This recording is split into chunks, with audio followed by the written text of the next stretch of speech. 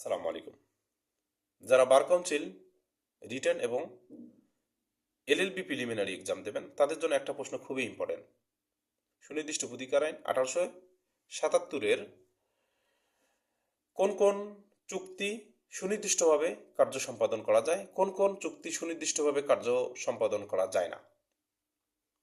আমরা মনে রাখবো 12 ধারার অধীনে কার্য সম্পাদন করা যায়, আর 21 ধারার অধীনে কার্য সম্পাদন করা যায় না। 12 ধারার অধীনে 4টে বিষয়ে, 21 ধারার অধীনে 8টা বিষয় আমাদেরকে মনে রাখতে হবে। 12 ধারার অধীনে 4টে বিষয় কি কি? 1 নম্বর, একটা জিম্মার অন্তর্ভুক্ত হতে হবে। 2 নম্বর, ক্ষতির পরিমাণ নির্ণয় সম্ভব না হলে। 3 নম্বর, আর্থিক ক্ষতিপূরণ সম্ভব না হলে। 4 নম্বর, আর্থিক ক্ষতিপূরণের সম্ভাবনা না হলে। এই 4টি আমাদেরকে মনে রাখতে হবে। ঠিক 21 ধারায় 8টি।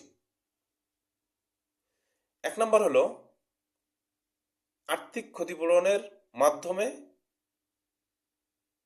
প্রতিকার দেওয়া হলে,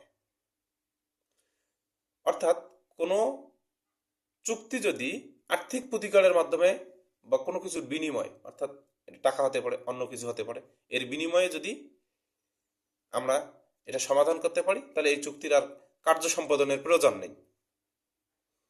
2 নম্বর, জটিল কোনো চুক্তি হলে। 3 নম্বর, চুক্তির শর্তগুলো অস্পষ্ট থাকলে। 4 নম্বর, বাতিলযোগ্য চুক্তি হলে। 5 নম্বর, জিম্মাদার কর্তৃক নিয়ম লঙ্ঘন করলে। 6 নম্বর, অতিরিক্ত ক্ষমতা প্রয়োগ করলে।